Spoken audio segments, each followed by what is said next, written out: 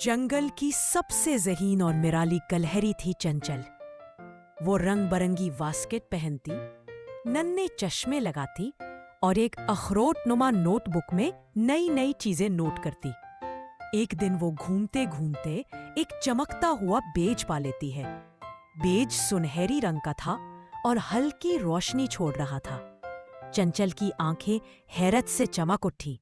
ये कोई खास बेज है, उसमें नोटबुक में लिखा। चंचल ने बेज को नरमी से जमीन में लगाया, रोज पानी दिया, बातें की और उस पर यकीन रखा। लेकिन बाकी जानवर हंसते रहे, ये कुछ नहीं उगाएगा। फिर एक रात जमीन जगमगा उठी। एक जादुई दरख्त उगाया जिस पर चमकते फूल, हवा में झूलती किताबें और रोशनी बिखेरती घंटियां थीं।